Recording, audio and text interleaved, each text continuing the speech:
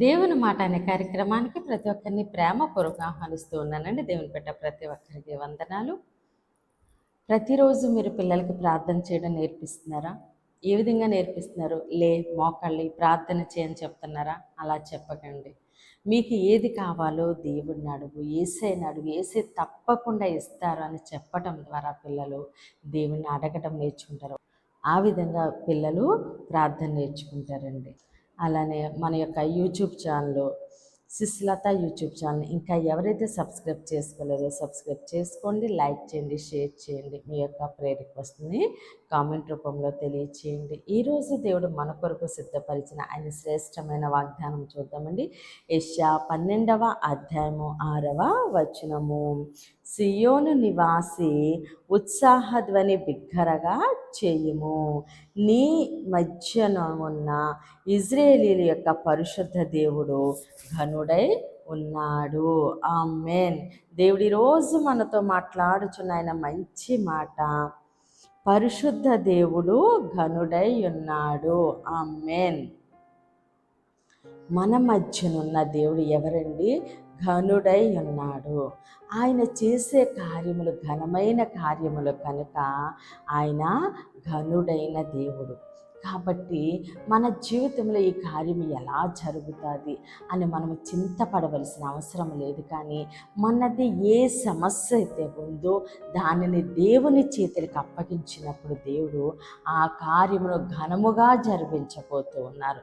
అది ఏదంటే అవ్వనివ్వండి, నీ కుటుంబంలో ఏ సమస్య ఉందో ఆ సమస్యని దేవునికి అప్పగించడం ద్వారా, అది వ్యాపారము కానీ, పరిచర్య కానీ, బిడ్డల భవిష్యత్తు కానీ, ఏదైనప్పటికీ కూడా మనము దేవునికి అప్పగించడం ద్వారా దేవుడు ఆ విషయంలో ఘనమైన కార్యములు జరిగించబోతూ ఉన్నారు. అలానే ఏ నిందలు అవమానాలు ఉన్నాయో అవి దేవుని చేతులకు అప్పగించినప్పుడు దేవుడు ఆ అవమానమును రెట్టింపు ఘనతగా మార్చే దేవుడు. ఎందుకంటే ఆయన ఘనుడు, మహాఘనుడండి ఆయన. కాబట్టి ఏ విషయంలోనూ మనము చింతపడవలసిన అవసరం లేదు. ఎవరు ఏ పని చేస్తారో దానిని బట్టి వాళ్ళని ఆ విధంగా పిలుస్తూ ఉంటారు. డ్రైవింగ్ చేసేవాడిని డ్రైవర్ అని, టీచింగ్ చేసేవాడిని టీచర్ అని. అదేవిధంగా దేవుడు మన జీవితంలో ఘనమైన కార్యములు జరిగిస్తున్నారు కాబట్టి ఆయన ఎవరంటే మహాగణుడండి. కాబట్టి మన మధ్యన ఉన్న దేవుడు ఎవరంటే పరిశుద్ధ దేవుడు, ఘనుడై ఉన్నాడు. మన మధ్యన ఆయన ఆత్మ సంచారం ఉందండి. పరిశుద్ధాత్మ సంచారం మన మధ్యన ఉంది. కాబట్టి ఆయన మన జీవితంలో ఘనమైన కార్యములు జరిగిస్తున్నారు. ఆయన మహాఘనుడైన దేవుడు. ఏ విషయంలోనూ మనం చింతపడవలసిన అవసరం లేదు. ఉత్సాహధ్వని బిగ్గరగా చేయము, సంతోషముతో మనము ఏం చేయాలంటే గానము చేయాలండి, దేవుని స్తుతించాలి. ఎందుకంటే మన మధ్యన పరిశుద్ధాత్మ దేవుని సంచారం ఉంది. ఆయన మన జీవితంలో, పరిచర్యలో, కుటుంబంలో, వ్యాపారంలో ఆయన ఘనమైన కార్యములు జరిగిస్తుండగా మనము ఉత్సాహధ్వనితో మనము ఆయన స్తుతించాలి, ఆరాధించాలి, పూజించాలి.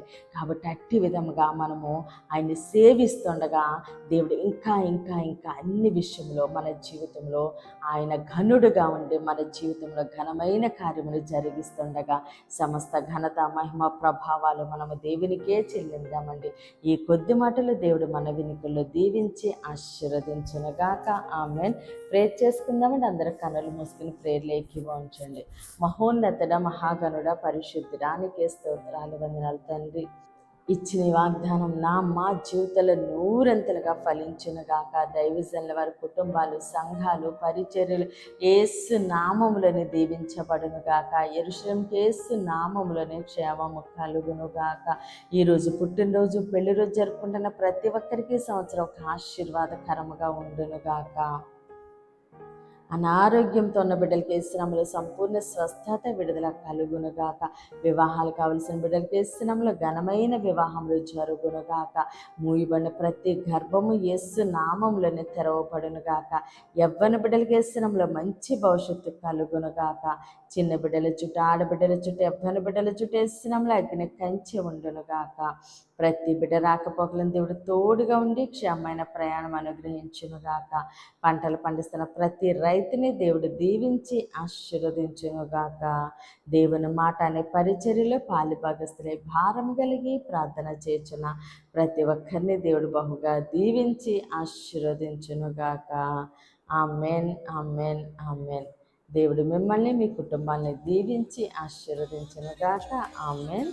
బలపరచు మాట, విడుదలిచ్చు మాట, స్వస్థపరచు మాట,